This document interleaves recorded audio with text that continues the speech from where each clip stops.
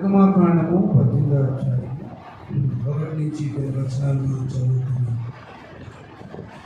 దేవుడు మోషేకును తన ప్రజలైన ఇశ్రాయేలీయులకు చేసినదంతయు యెహోవా ఇశ్రాయేలీయులను ఐగుప్తు నుండి వెలుపలకు రప్పించిన సంగతిని మిద్యానీ యాజకులను మోషే మామయ్య యిత్రో వినినప్పుడు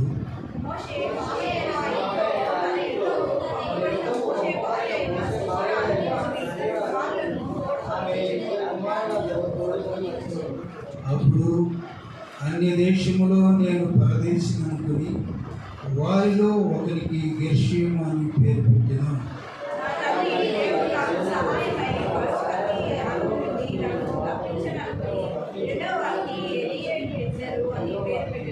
మోషే మామయ్య యిత్రో అతని కుమారులిద్దరిని అతని భార్యను తోడుకొని అరణ్యంలో దేవుని పర్వతం దగ్గర దిగిన మోషే యొద్దకు వచ్చెను.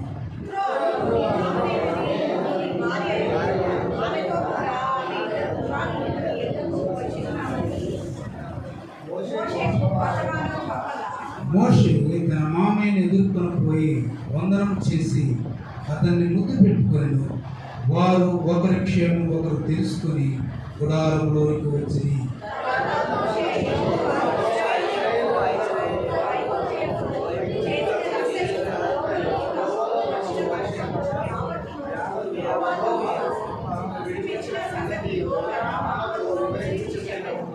యెహోవా ఐగుప్తుల చేతుల నుండి విడిపించి ఇశ్రాయేలీయులకు చేసిన మేలంతటిని గురించి యిత్రో సంతోషించెను.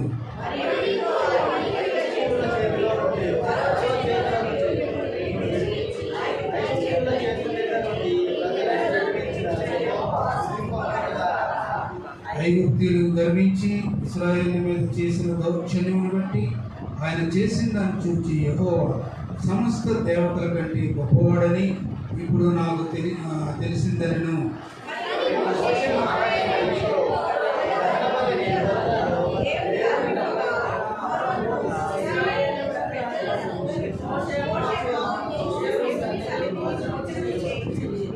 మరునాడు మోషే ప్రజలకు న్యాయం తీర్చుకు కూర్చుండగా ఉదయం మొదలుకొని సాయంకాలం వరకు ప్రజలు మోషే యొద్ద నుంచి ఉండిరి.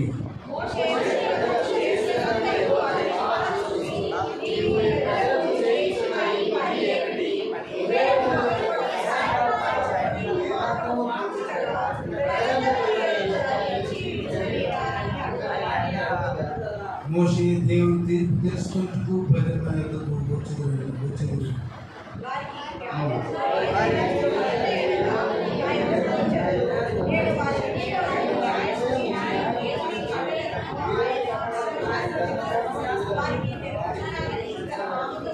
దేవుడు తన పరిశుద్ధ వాక్యం దీవించుగాక. దయచేసి కూర్చోండి. దేవుడు తన పరిశుద్ధ వాక్యం దీవించుగాక. ఎవరైనా సాక్ష్యం చెప్పుకుంటారు? పోయిన మాసంలో దేవుడు చేసిన మేలు ఇప్పుడు అన్ని చక్కగా చెప్పుకోగలిగితే రండి. సోనీ మన మధ్యలో ఉన్నది. మరి వారి డాడీకి ఆరోగ్యం బాగోలేనప్పుడు మన సంఘంతో ఫోన్ చేసి ప్రార్థన చేసుకుని హాస్పిటల్లో ఉన్నప్పుడు జాండీస్ అయ్యి మరి వారి నాన్నగారి తల్లి చనిపోయింది. మరి డాడీ ఒక్కడే వారి ఇద్దరు చెల్లెలు ఉన్నది. మరి ఆ విషయంలో మరి డాడీ చనిపోతే మరి ఏమైపోతామని దేవుని మీద ఆశ పెట్టుకుని మరి దేవునిచ్చే స్వస్థతల గురించి ఎదురు చూస్తున్నప్పుడు మనం ప్రార్థన చేసినప్పుడు దేవుడు ప్రార్థన ఆలకించి తన తండ్రిని బ్రతికించాడు. మరి ఈరోజు మరి వారిద్దరూ తండ్రి కూతురిద్దరూ మరి మన మందిరానికి వచ్చి మరి ఆ సాక్ష్యం చెప్పుకోవాలని ఆశపడుతున్నాను. చెప్పు.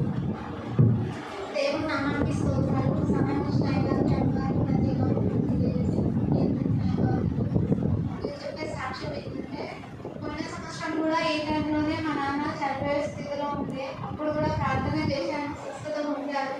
కానీ మొన్న కూడా ఇంకా చాలా సీరియస్ సర్జరీ చేసేటప్పుడే బ్రెడీ కార్డియానికి వచ్చేసింది. అంటే అప్పుడే చనిపోతుండే మా నాన్న అయితే. కానీ బయట ఉండి ఇంకా నేను ఒకటే ప్రార్థన చేసుకుంటూ ఉన్నా. ఎవరు లేరు, నేను ఒక్కదాన్నే హాస్పిటల్లో. నాకు రిలేషన్స్ ఎంతమంది ఉన్నా కూడా పక్కన ఎవరు లేరు. చాలా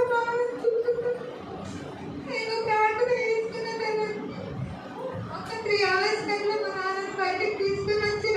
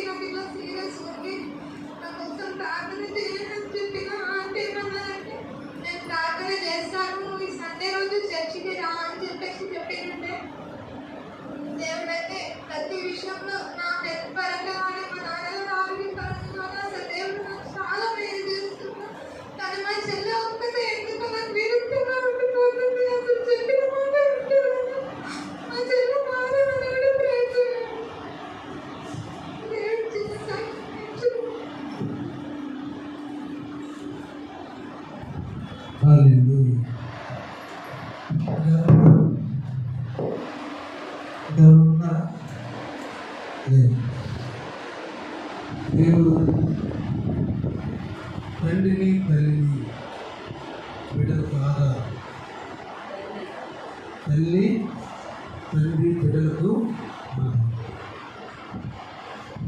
మరి మనం చూస్తే లోకంలో చిన్నప్పుడే తల్లిదండ్రులు కోల్పోతారు. వారి పరిస్థితి ఎలా ఉంటుందంటే చాలా దీనంగా ఉంటుంది. తల్లి తండ్రి ఉన్నది వేరు, వాళ్ళ పూజే వేరు, వాళ్ళ బాధ్యత వేరు.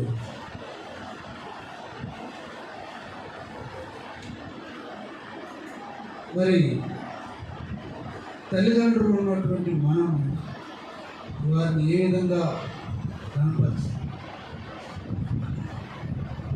వారిని ఏ విధంగా మనం గౌరవించాలి. ఈ భూప్రపంచంలో ఏదైనా దొరుకుతుంది కానీ తల్లి తండ్రి మాత్రం దొరకదు. ఎందుకంటే వారిలో ఉన్నటువంటి శ్రేష్టమైనది ఆశీర్వాదం.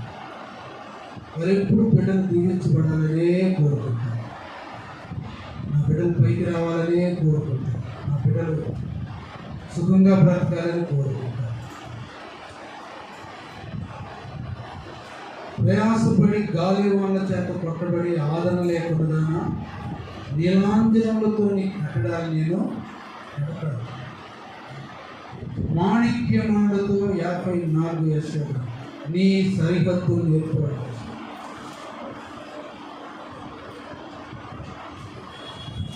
నీ గుమ్మములను నేను బలపరుస్తాను.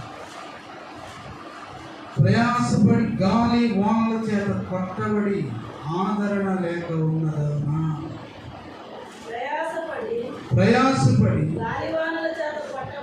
గాలి వానల చేత కొట్టబడి ఆదరణ లేక ఉన్నదానా. నీలాంజలములతో నేను నీ కట్టడాలను కడతాను, నీలములతో నీ పునాదులు నేను వేయుదును.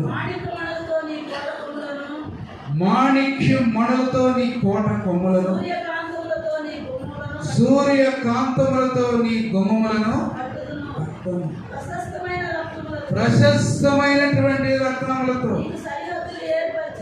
నీకు సరిహద్దులను నేను ఏర్పరుస్తాను. నీ పిల్లలందరూ యెహోవా చేత ఉపదేశమునందుతారు. నీ పిల్లలకు ఏమొచ్చుతాడ? అధిక విశ్రాంతి. నీవు నీతి గలదానవై స్థాపించబడతావు. భయపడాల్సిన అవసరం లేదు. వాదించేవారు నీకు దూరం అయిపోతారు. భీతి నీకు దూరం అయిపోతారు. నీ దగ్గరకు రానేరా. ఇలాగా దేవుడు వాగ్దానాలు చేస్తున్నాడు. మన జీవితంలో మన పట్ల దేవుడు వాగ్దానాలు రాసి పెట్టాడు నీకోసం.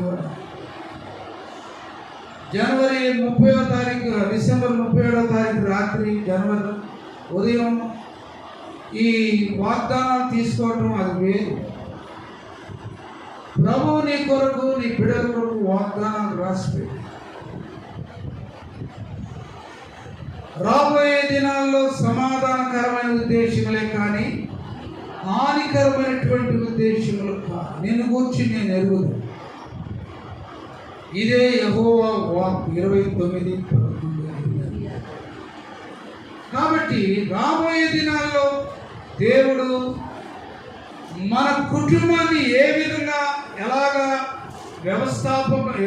నిర్ణయం చేయాలో, ఎలాగ నిర్మించాలో ప్రభు ఆలోచనలో. మన ఆలోచన, మన మాటలు, మన ప్రార్థన, ప్రభువా నా బిడ్డల విషయమై ఏమిటి, నా కుటుంబ విషయమై ఉద్దేశములు నేను ఎరుగుదును. రాబో కాలమందు నిరీక్షణ కలుగునట్లుగా సమాధానకరమైనటువంటి ఉద్దేశములే కానీ హానికరమైనటువంటి ఉద్దేశములు కాదు. ఇదే యెహోవా వాక్, దేవుని వాక్. కాబట్టి తల్లిదండ్రులు దేవుడు మనకిచ్చినటువంటి స్వాస్థ్యం, మనకిచ్చినటువంటి స్వాస్థ్యం, దేవుడు మనకిచ్చినటువంటి స్వాస్థ్యం. కాబట్టి దేవుడు మనతో ఎంతో చక్కగా ఆయన చిత్తంలో మనకు సహాయం చేస్తూ ఉన్నాడు. మహాగణుడవు మహోన్నతుడవు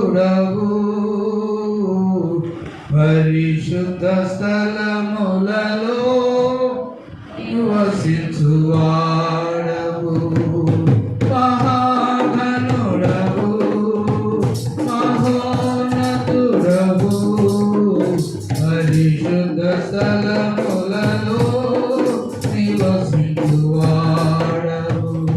కృపా సత్య సంపూర్ణమై మా మధ్యలో నివసించుట న్యాయమా. నన్ను పరిశుద్ధ పరచుటే నీ ధర్మమా. కృపా సత్య సంపూర్ణమై మా మధ్యలో నివసించుట న్యాయమా.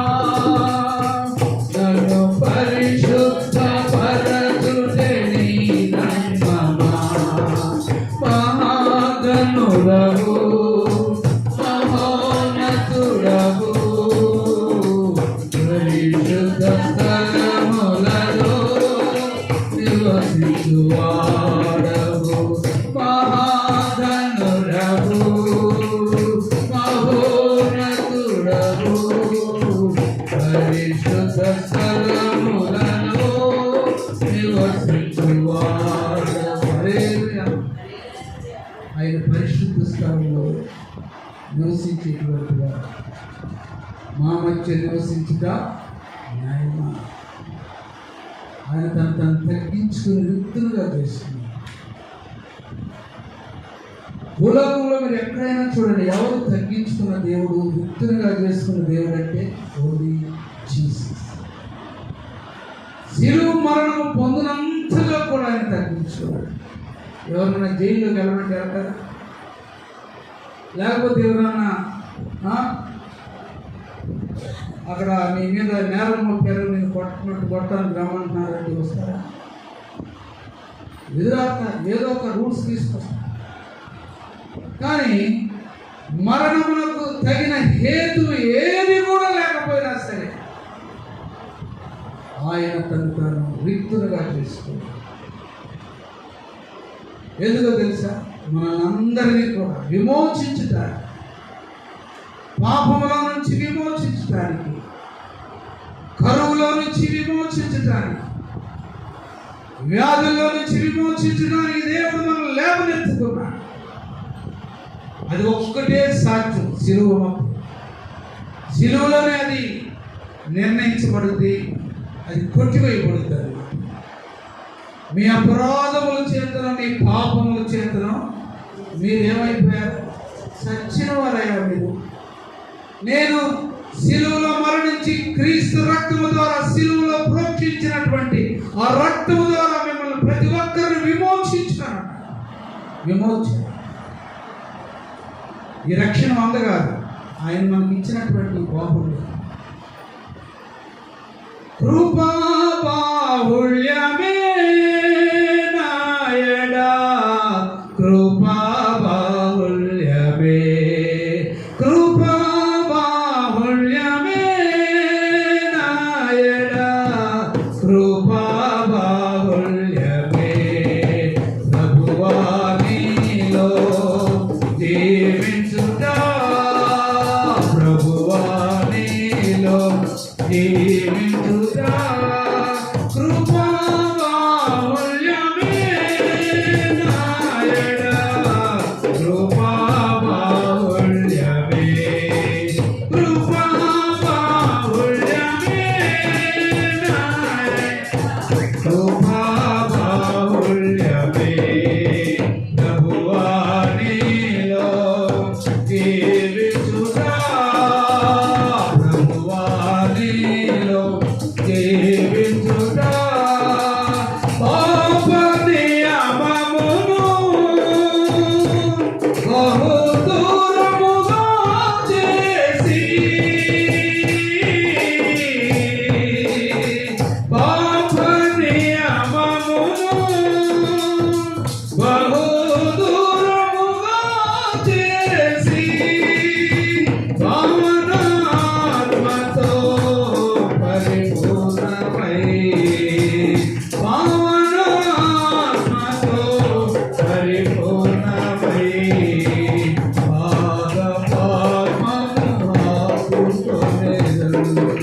పాదపాత్మము ఆకుకొనెదను. ప్రభువా నీలో జీవించుట కృపాబాహుళ్యమే నా ఎడల. ఎంత కృపాబాహుళ్యం! ఇది ఎవరిచ్చిన స్వాస్థ్యం? ఇది ఎవరిచ్చినటువంటి భాగ్యం? ఒక క్రైస్తవుడుగా ముద్ర వేయబడటానికి కారణం మనలో ఉన్నటువంటి మంచితనం కాదు. ఆయన మనలో ఉన్నటువంటి మురికి అంతా తీసివేసి మనకు ముద్ర వేశాడు. పాప నియమాన్ని దూరంగా చేసి ముద్ర వేశాడు, కడిగాడు, పవిత్రపరిచాడు. ఆయన రక్తము చేత విమోచించబడినట్టు. కాబట్టి దేవుడు మన పట్ల ఎన్నో కార్యాలు ఆయన బిడ్డలుగా మనం చేస్తూ ఉన్నాడు. దానికి మనం సంతోషిద్దాం. వాక్యంలోకి వద్దాం. మోషే తన మామ ఎదుర్కొన్నప్పుడు జరిగినటువంటి ఈ ఆశ్చర్య కార్యాన్ని మనం చూస్తున్నాం. నిర్గమకాండము 18వ అధ్యాయం. మోషే మామ మందని విడిచిపెట్టాడు. ఎప్పుడు విడిచిపెట్టాడంటే దేవుడు ప్రత్యక్షమైనప్పుడు, దేవుని యొక్క అగ్ని పొదలు చూచినప్పుడు విడిచిపెట్టాడు. 3వ అధ్యాయం మనం గమనిస్తే తన మామ అయినటువంటి ఇద్దరు మందను మేపుచుండగా దేవుడు అతనికి ప్రత్యక్ష మిద్యానీయాజకుడైనటువంటి ఇద్దరు తన మామ మందను మేపుచూ ఉండగా షెపర్డ్. ఆయన గొర్రెలు కాస్తూ ఉన్నాడండి. ఆయన రాజరికం చేయలేదు, న్యాయాధిపతిగా లేడు. ఆయన ఒక సామాన్యమైనటువంటి గొర్రెల కాపురిగా ఒక మందను మేపుతున్నాడు, కూలిగా మేపుతున్నాడు అనుకో. అంతే కదా? ఆయన మంద కాదు, ఆయన స్వాస్థ్యం కాదు, ఆయన యొక్క ధన సంపత్తి కాదు. తన మామ మందను మేపుతూ లైక్ సర్వెంట్, కూలివాడిగా చేస్తూ ఉన్నాడు. కానీ అతని చరిత్రే మార్చేశాడు దేవుడు. అతని హోదానే దేవుడు మార్చేశాడు. మంద మేపుచున్నటువంటి కాపరిని దేవుడు తన ప్రజలైనటువంటి ఇశ్రాయేలుని రాజుగా చేశాడు. ఇశ్రాయేలు నడిపించే ఒక నాయకుడుగా, ప్రవక్తగా లేపుకున్నాడు. మన పట్ల ఆయనకు ఉద్దేశాలు ఎలా ఉంటాయో తెలుసు. మన పట్ల మన ఉద్దేశాలు, మనము మన బిడ్డల పట్ల ఆశించే ఉద్దేశాలు, మనము మన బిడ్డల పట్ల ఆలోచన చేసే విషయాలు ఎలా ఉంటాయి అంటే ఒక ప్రత్యేకంగా ఉంటాయి అన్నమాట. ఈడండి ఎందుకు పనికిరాడండి ఈడు? అరే ఆటో నేర్చుకోరా, ఆటో చదువు,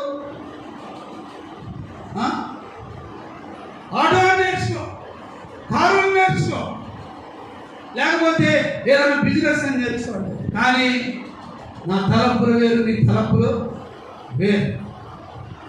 మనకు దేవుని మీద ఆధారపడితే, దేవుని స్వరం చూస్తే, దేవుని యొక్క అగ్ని మనం ప్రత్యక్షమైనప్పుడు మనం ఆయన వైపు చూస్తే నీ చరిత్రనే దేవుడు మార్చేస్తాడు.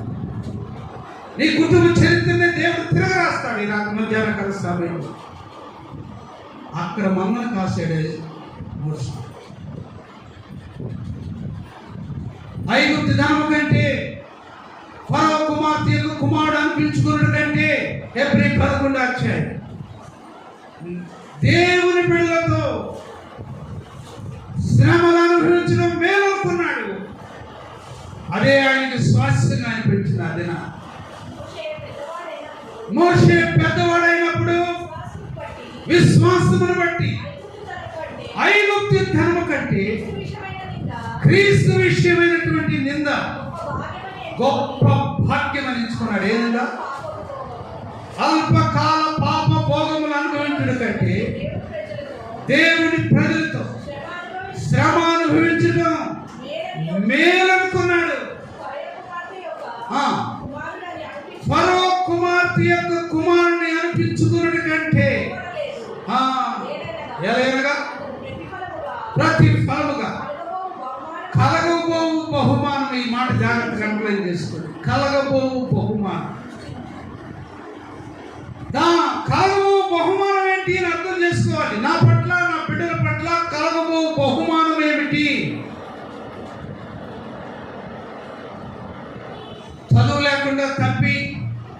ఫెయిల్ అయిపోయి లేకపోతే ఇంకా ఏదేదో మార్గంలో నడుస్తున్నప్పుడు దుఃఖపడుతున్నామా? దుఃఖపడాల్సిందే, తప్పేం లేదు.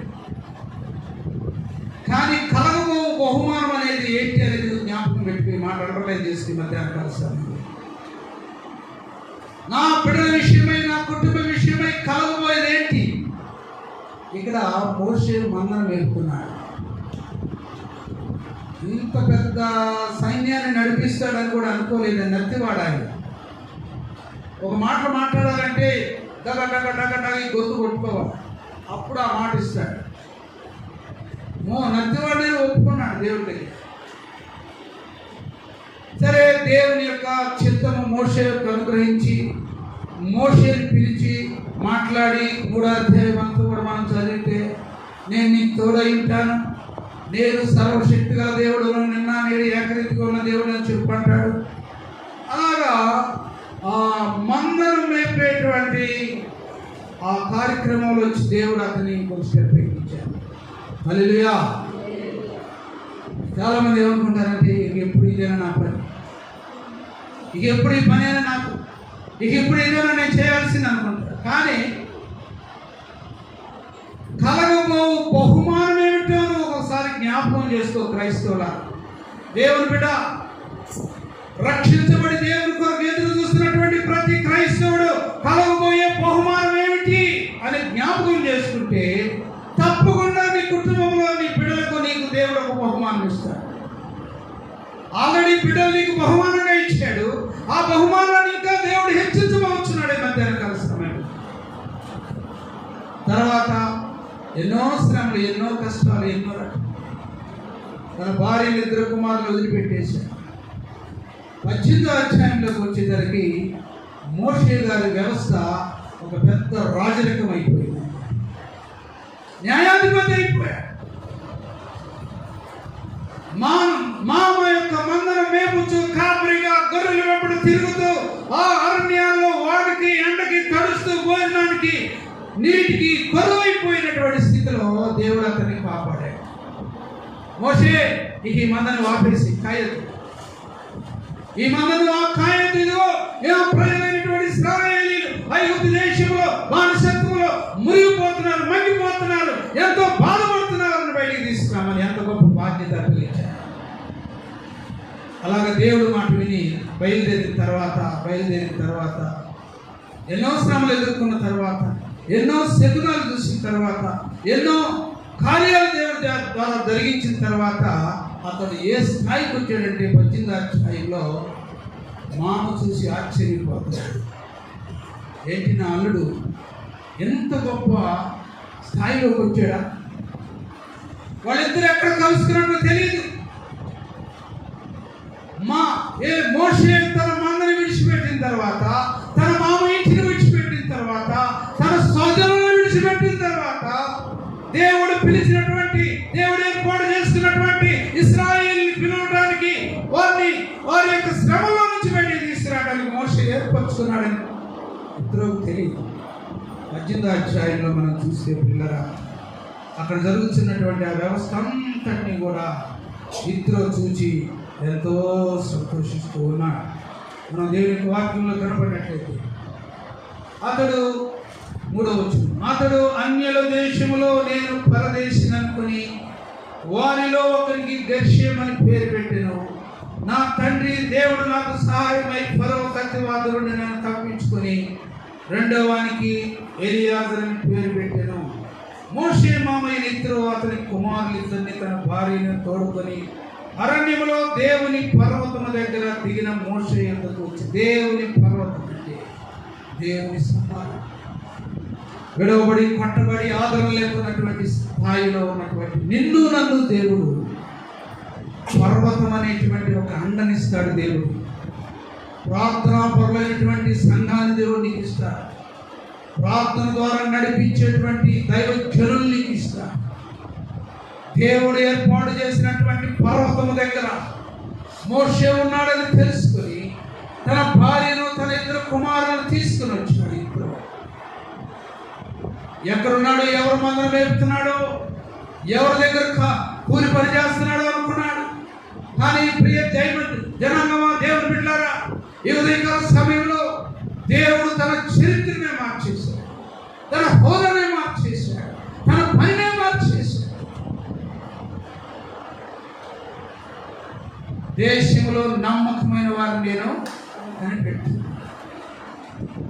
నిర్దోష మార్గం అందు నడుచువారు నాకు పరిచయం చేస్తారు. పరిచయం 101 దావీదు, నిర్దోష మార్గం అందు నడుచువారు, దేవునికి ఇష్టమైనటువంటి వారు, దేవుని మాట విని అంగీకరించేటువంటి వారు, దేవుని మాట విని నడిచేటువంటి వారు దేవుడు ఒక స్థాయిని ఏర్పాటు చేస్తాడు. ఆ స్థాయి కావాలని కోరుకుంటున్నావు కానీ ఆ క్వాలిటీస్ కోల్పోతావు. నా యందు నివసించినట్లు దేశంలో నమ్మకమైనటువంటి వారు. మోషే నా ఇల్లంతటిలో నమ్మకమైనటువంటి, నా ఇష్టానుసారంగా ఇదిగో నేను ముఖాముఖిగా నేను ఆయనతో మాట్లాడుతున్నాను అన్నాడు.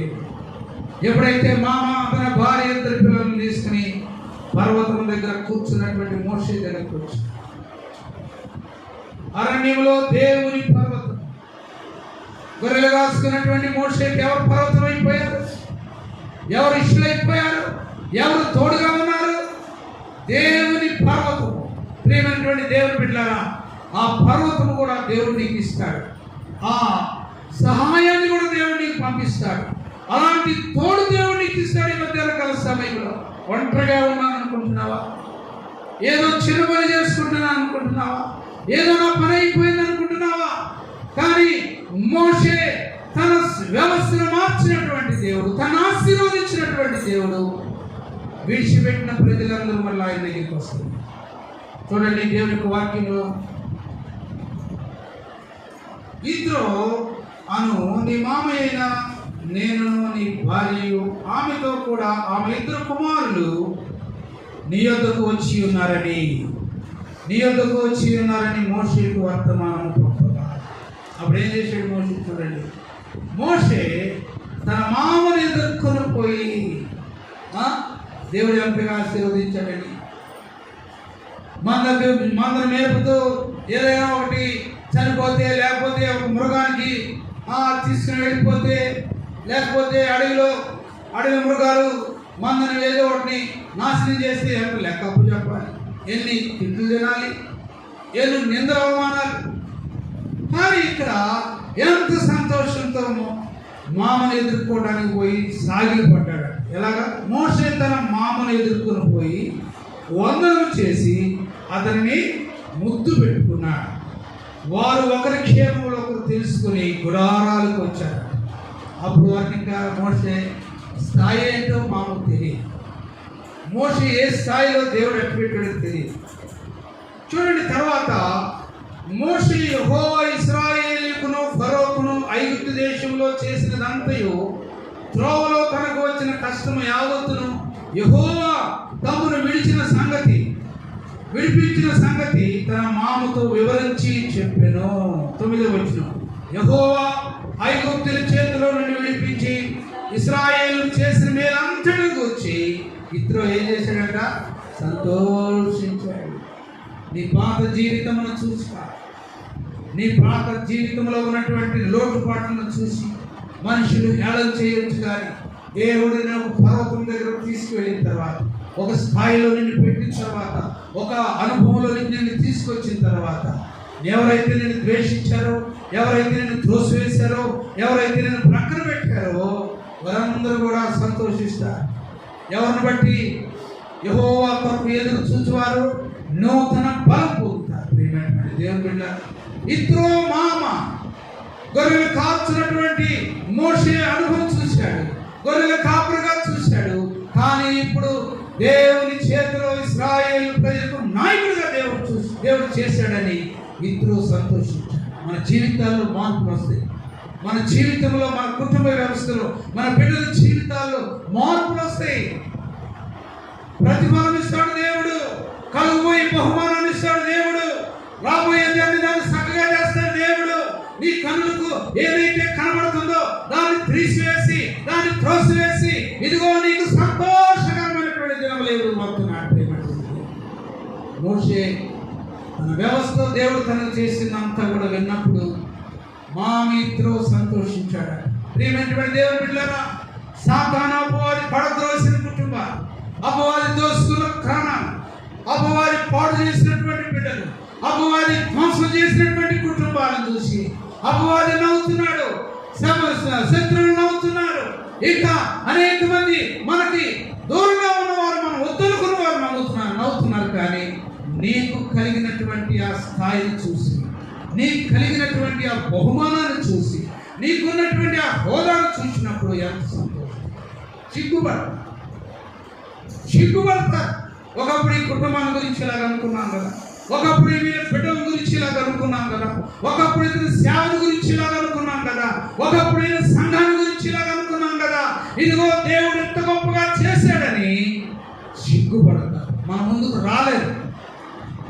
మామ వచ్చినప్పుడు చూడండి ఎంత గొప్ప కార్యం జరిగిందో చూడండి. ప్రియమైనటువంటి దేవుని బిడ్డలారా, 18వ అధ్యాయంలో సాగిలిపడి ఆయన చేసినంత కూడా చెప్పినప్పుడు మామ చూసి ఏం చేశాడు? సంతోషించాడు.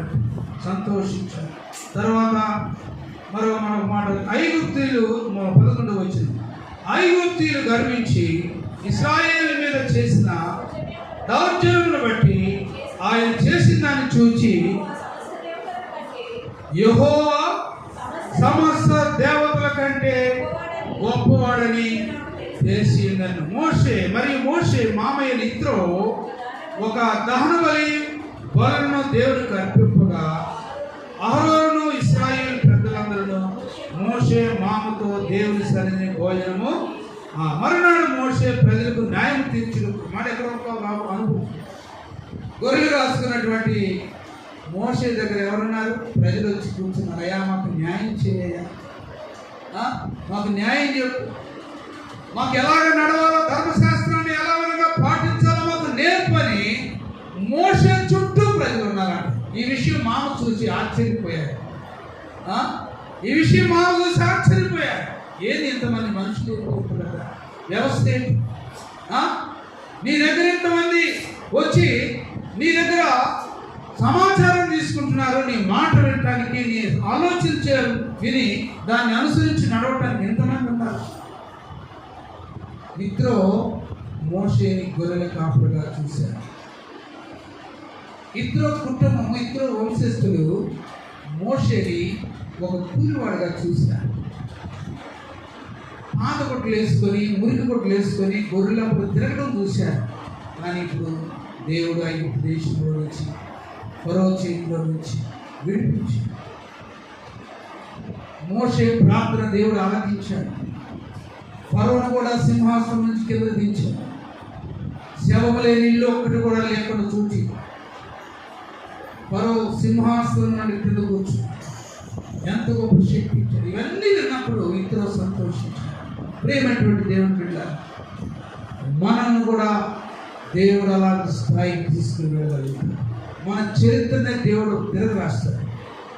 అపవాది దోచుకుని మనకు బిడ్డలైన కుటుంబాన్ని మనం దేవుని వైపు చూస్తే, లోకాన్ని విడిచిపెట్టి లోకం వైపు చూడకుండా, ప్రజల వైపు చూడకుండా, వాడేదో అన్నాడు వీడేదో అన్నాడు అని పట్టించుకోకుండా క్రీస్తు వైపు చూచుతూ ఏమేమి నాకు లాభకరమైనాయో వాటిని క్రీస్తు నిమిత్తం నష్టముగా ఎంచుకొని అతి శ్రేష్టమైనటువంటి నామం కొరకు ఎదురు చూస్తూ సమస్తమును పెట్టతో సమానంగా ఎంచుకుంటున్నాడు అన్నాడు పౌలు ఫిలిప్పీయులకు రాసిన పత్రిక 3వ అధ్యాయం 7వ వచనం. ఆయనను ఏమేమి నాకు లాభకరమైనాయో వాటిని క్రీస్తు నిమిత్తము మోషే తనకున్న సమస్తమును నష్టముగా ఎంచుకున్నాడు. ప్రియమైనటువంటి దేవుని బిడ్డ, అలాంటి త్యాగం నీకు నాకుంటే సంగమా, ఈ మధ్యకాల సమయంలో ఏ స్థాయిలో నిన్ను ఈ లోకము చూసిందో, ఏ స్థాయిలో నీ బంధువులు నిన్ను చూశారో, ఏ స్థాయిలో నీ పగవారు నిన్ను చూశారో, ఇప్పుడు వారందరూ కూడా సిగ్గుపడుతున్నారు. మోషేని చూసి మామ గజగజలాడుతారు. ఏంటి ప్రజెంట్, నువ్వేం చదువుకోలేదు కదా, ఎంత న్యాయాధిపతి కొన్నావు అని ఎంత చెప్పు. కాబట్టి ఈ మధ్యాహ్నకాల సమయంలో ప్రియమైనటువంటి దేవుడు బిడ్డ, నీ స్థాయిని, నీ వ్యవస్థను దేవుడు మారుస్తాడు. నీ స్థాయిని, నీ వ్యవస్థను దేవుడు మార్చి నీకొక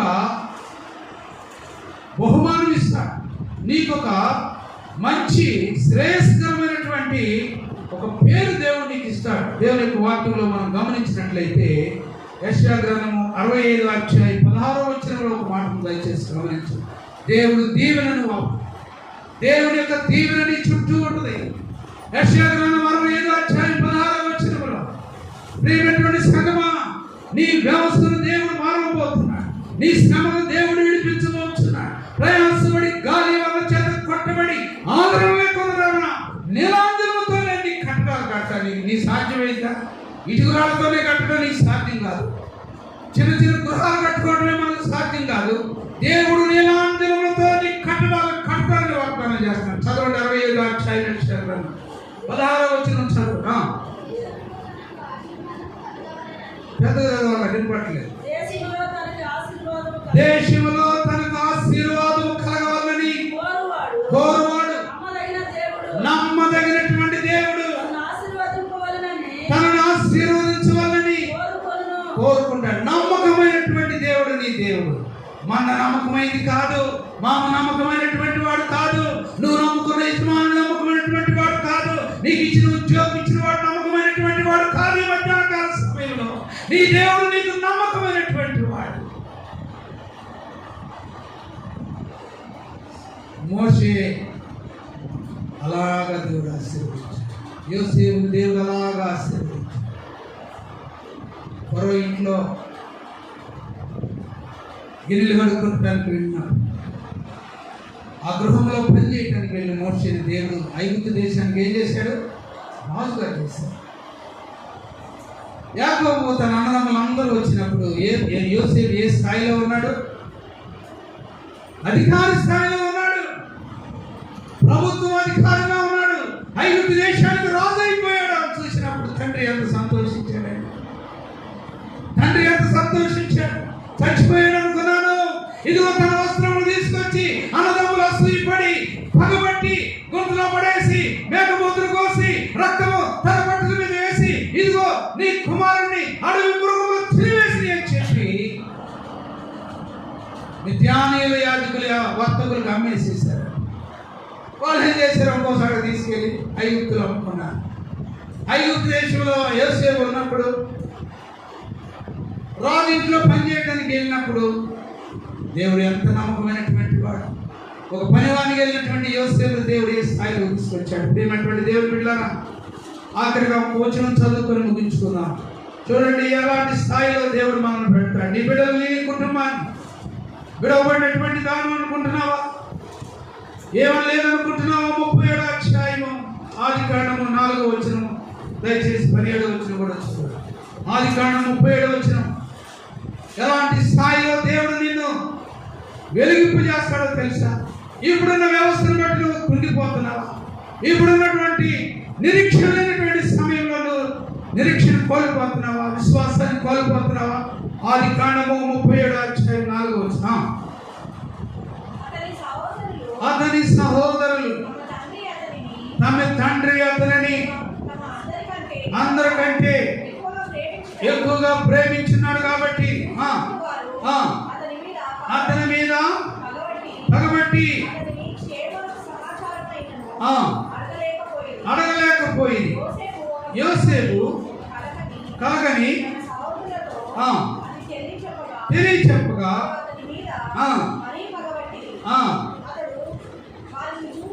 వారిని చూచి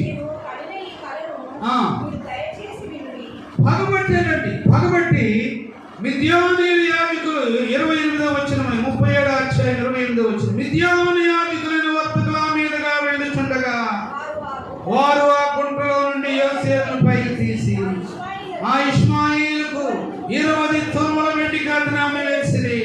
వారు యోసేపును ఐగుప్తుకు తీసుకుని పోయి. చూసారా ఎలాంటి స్థాయిలో నుంచి యోసేపు దేవుడు లేవనెత్తాడు. 47వ అధ్యాయంలో మనం గమనించినట్లయితే ప్రియమైనటువంటి దేవుని బిడ్డ, చూడండి ఎలాంటి స్థాయిలో నుంచి ఇంట్లో పని చేసేటువంటి వాడు, సర్వెంట్గా ఉన్నటువంటి వాడు, గుంటలో అందరి చేత ద్వేషించబడినటువంటి, సంతానముల చేత ద్వేషించబడినటువంటి యోసేపు ఏ స్థాయిలో దేవుడు తీసుకొచ్చాడు చూడండి. నీవు నా ఇంటికి అధికారి అయ్యుడు. ఎవరు మాటలు? ఈ మాటలు ఎవరు అంటున్నారండి? యోసేపునా ఇంకెవరు అన్నారు? యోసేపునే కదా. ఏమంటున్నాడు? నీవు నా ఇంటి మీద అధికారి అయి ఉండవలను. చూడాలి బిడ్డలు దేవుడు ఎలాగా చేస్తాడు తెలుసా? నిన్ను ఎవరు నీ భర్త ఏదైనా దేవుడు తీసుకుంటాడు తెలుసా? నేను అందరూ తోసివేశారనుకుంటున్నావా? అందరూ వచ్చి అనుకుంటున్నారా? లేకపోతే నా కుటుంబంలో ఏమాత్రము దేవుని యొక్క ఆశీర్వాదం లేదనుకుంటున్నా? కాదు, తప్పు ఆలోచన చేస్తాను. యెరూషలేమా, నేను నిన్ను మర్చినేలా నా మరుగుపడ్డా. ఇశ్రాయేలు కాపాడువాడు కొనుకడు, నిద్రపోడు. నీ కుటుంబాన్ని దేవుడు ఖాయాలను చూసి, నీ కుటుంబాన్ని దేవుడు ఆశీర్వాదం. గుంటలో పడిన, పాపంలో పడిన, శాపంలో పడిన, రాబోయే జీవితంలో పడిపోయి ఎలాంటి స్థాయిలో ఉన్నా సరే ఆయన లేవనెత్తేటువంటి వాడు. నీ స్థాయిని, కుటుంబ స్థాయిని దేవుడు మార్చేటువంటి వాడు. నీ ఉద్యోగాన్ని దేవుడు మార్చేటువంటి వాడు. ఏమంటున్నాడు యోసేపు? నీవు నా ఇంటి మీద అధికారి అయి ఉండవాలి. నా ప్రజలందరూ నీకు విధేయులైందురు. యోసేపు అన్నారు. యోసేపు అన్నారు భార్య. ఇంకా అక్కడ ఉన్నటువంటి కొంతమంది పెద్దలు యోసేపు ఎట్టారా అన్నారు. కానీ దేవుడు రు అల్లే. నా కుమారుడు యోసేపు, నేను నా యోసేపు ఫలించడి కొమ్మ, ఊట యొక్క ఫలించడి కొమ్మ. ఎక్కడ ఫలిస్తాడు? ఊట యొక్క ఫలించిన కొమ్మ. ఒక అబ్బాయి 4 ఉద్యోగాలు ఇంటర్వ్యూ ఒకేసారి వచ్చి ఒకే నెల కాలు లెక్కలు వచ్చింది. ఏం కావాలి ప్రభు? ప్రజలకు న్యాయం చేసే ఉద్యోగం ఇచ్చాడు అబ్బాయి. నేను నా ఇంటి మీద అధికారం అయి ఉండాలని చెప్పి ముగించుకున్నాను.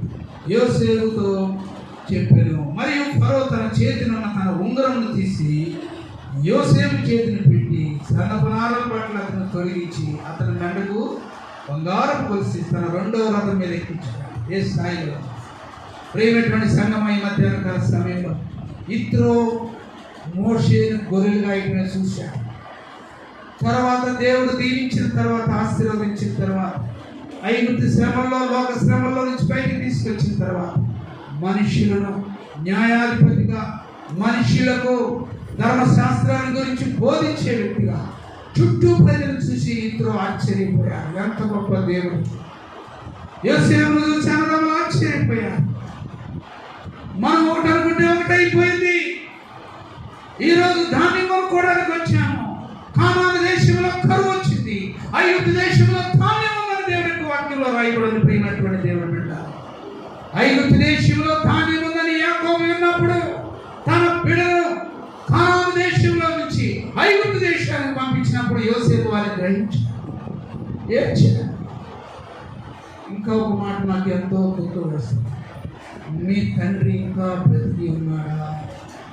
అదేవిధంగా బ్రతికి ఉన్నాడండి, మంచంలో ఉన్నాడు, కాను రాకున్నాడు. యోసేపు భక్తులు, నా అన్నదమ్ములు నా తండ్రి దాకా కూడా చాలా నీకు ఇంత ఘోరమైన అవమానం చేసిన ఆఖరిలో నా తండ్రి చనిపోయే స్థితిలో నేను చూడటానికి దేవుడు నాకు ఇచ్చిన ఘనత తన స్థితిని మార్చేసింది. అందరూ కలుసుకున్నప్పుడు తండ్రి యోసేపుకి ఎంత సంతోషం. నా కుమారుడా, నేను ఎంత స్థాయికి దేవుడు తీసుకొచ్చాడా అని ఏడ్చాడు. ప్రేమటువంటి దేవుడు బిడ్డారా, నీ స్థాయిని దేవుడు, నీ బిడ్డల స్థాయిని, నీ కుటుంబ స్థాయిని దేవుడు పైకి ప్రార్థన చేసి కళ్ళు మూస్తూ ప్రార్థన చేయడం. మోషే గొర్రెలు కాయడం ఇంట్లో చూశాడు. కానీ ప్రజలకు న్యాయాధిపతిగా ఐగుప్తు దేశంలో రాజులు, ఇశ్రాయేలు ప్రజలు నడిపించే ప్రవక్తగా చూశాడు. మమ్మల్ని మా బిడ్డలను అలాగే చేయాలి. ఐగుప్తు దేశంలో ప్రభు ఒక పర్వతము, దేవుని పర్వతము దగ్గర ఉన్న కూర్చున్న మోషే దగ్గరకు వచ్చాను. నీ వాక్యం సెలవించు. ఆ పర్వతము నీవే, ఆ పర్వతము నీ కృపే, ఆ పర్వతము నీ సన్నిధి. పర్వతము ప్రభు, నాకు ఆ పర్వతాన్ని దయచేయి.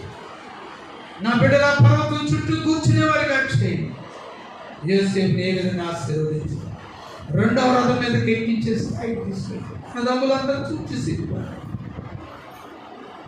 ఏడ్చాడు. తండ్రి సంతోషించాడు. అయ్యో, నా కుమారుడు ఐగుప్తు దేశానికి రాజు అయిపోయాడు. ఎంత సంతోషం. తన బ్రతికిన దినములన్నిటికంటే ఆ దినం ఎంత సంతోషపడ్డాడు తండ్రి. ప్రభా మీరు మమ్మల్ని దర్శించండి. యేసు నామమున అడిగి ప్రార్థన చేస్తూ ఉన్నాము. ఆమేన్.